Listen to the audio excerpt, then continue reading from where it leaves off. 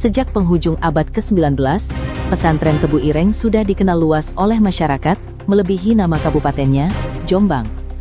Pesantren Tebu Ireng pada masa Hadratus Syekh adalah pusat pesantren di Tanah Jawa.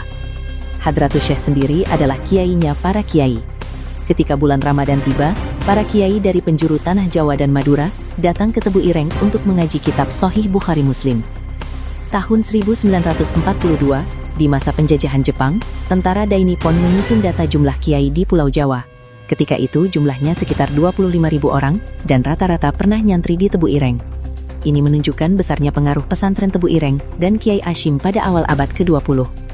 Karena kemasyhurannya, para kiai di Tanah Jawa mempersembahkan gelar Hadratus Syekh, yang artinya Tuan Guru Besar, kepada beliau. Kiai Hasyim terkenal sebagai pendidik yang sabar dan telaten. Beliau juga ikut membantu dan merestui pendirian pesantren-pesantren yang didirikan oleh murid-muridnya, seperti pesantren Lasem, Denayar, Lirboyo, Asem Pagu Situbondo, Nurul Jadid Paiton, dan lain sebagainya. Bagaimana pengalaman Kiai Haji Abdul Muhid Muzadi selama menjadi santri Hadratus Syekh?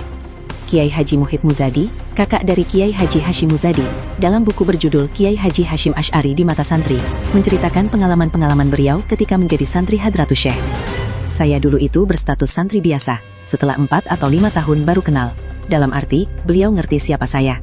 Itu terjadi ketika saya sudah tamat dari Madrasah Salafiyah Syafi'iyah tahun 1941. Kenalnya Hadratus Syekh terhadap Muhid Muzadi diceritakan saat disowankan oleh ayahnya dan seorang kiai sepuh dari Tuban yang satu kurun dengan Hadratus Syekh. Beliau bernama Kiai Murtadoh. Beliau tahu siapa saya karena saya diantar oleh ayah saya dan seorang kiai sepuh asal Tuban, namanya Kiai Murtadoh, satu kurun dengan Kiai Hasyim. Saya dipamitkan. "Mana anak sampean?" tanya Kiai Hasyim pada ayah saya. Ayah saya menjawab, "Ini." "Kelas piro koe? Kamu kelas berapa?" tanya beliau lagi. "Sampun tamat Yai." "Sudah tamat Kiai," jawab saya. Sambil bercanda, Hadratus Syekh membalas, "Masih kecil kok sudah tamat." Adakah pengalaman lain di Tebu Ireng? Kata Kiai Muhid Muzadi, "Ada pengalaman saya yang lain.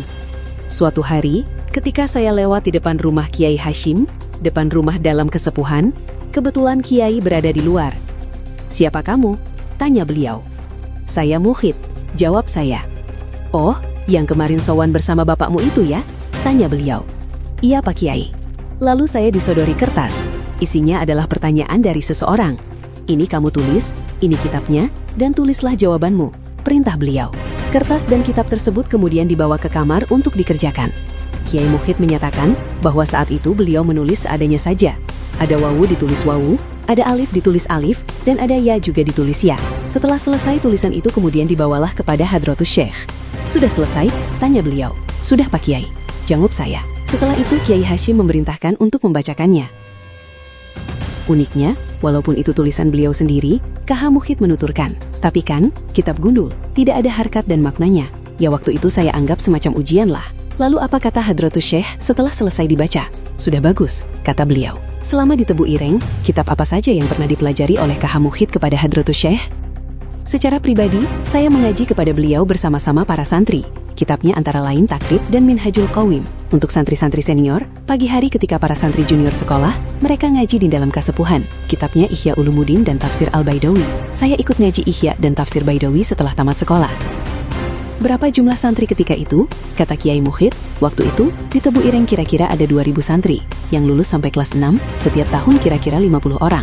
Jadi memang, sebagian besar santri waktu itu mondok tidak terlalu lama, setahun 2 tahun.